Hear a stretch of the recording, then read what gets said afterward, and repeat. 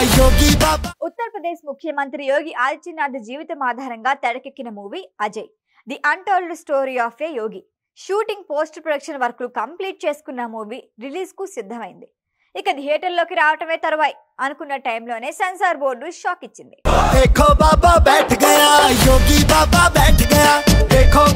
UP CM Yogi Adityanath జీవిత కథ ఆధారంగా రూపొందిన Ajay the untold story of a యోగి.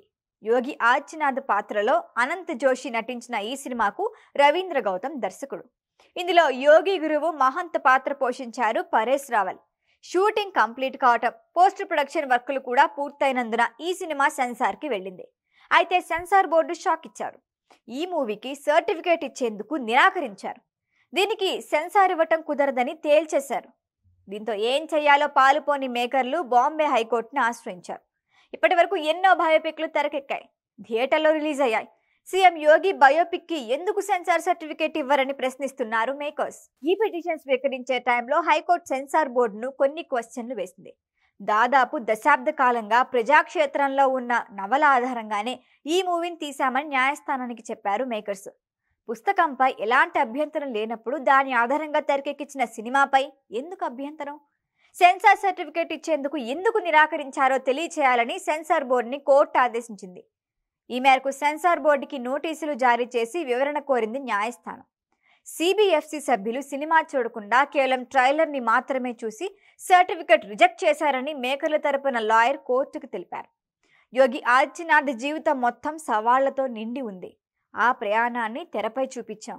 ఈ సినిమా దేశ యువతకి చాలా స్ఫూర్తిదాయకమన్నారు బయోపిక్ మేకర్స్. ఉత్తరాఖండ్ గ్రామానికి చెందిన ఓ సాధారణ మధ్యతరగతి బాలుడి ప్రయాణం, దృఢ సంకల్పం, నిస్వార్థత, విశ్వాసం, నాయకత్వ లక్షణాలు ఇవన్నీ సినిమాలో ఉంటాయని చెప్పారు.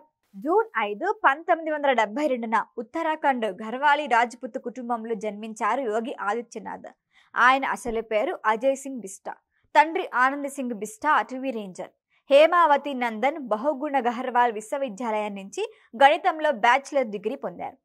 1990లో అయోధ్య రామాలయ ఉద్యమంలో చేరి గోరఖ్నాథ్ మఠం ప్రధాన పూజారి మహంత్ ఐవైద్యనాథ్ శిష్యుడిగా మారారు. అప్పటి నుంచి యోగి ఆదిత్యనాథ్ అని పేరొచ్చింది.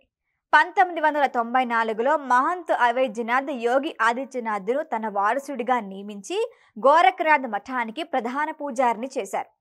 1998లో 12వ లోక్సభకు ఎన్నికయ్యారు. వివిధ శాఖల్లో బాధ్యతలు నిర్వహించారు. వరుసగా లోక్సభ సభకు ఎన్నికవుతూ వచ్చారు. 2017లో యూపీ ముఖ్యమంత్రి అయ్యారు. ప్రస్తుతం ముఖ్యమంత్రిగా కొనసాగుతున్నారు. ఈయన జీవితం ఆధారంగా తెరకెక్కిన బయోపిక్ కి సెన్సార్ నిరాకరించడం హాట్ టాపిక్ అయింది. ఈ వీడియో కనుక మీకు నచ్చినట్టయితే లైక్ చేయండి, షేర్ చేయండి, సబ్స్క్రైబ్ చేయండి. అలాగే పక్కనే ఉన్న బెల్ ఐకాన్ ని క్లిక్ చేయండి.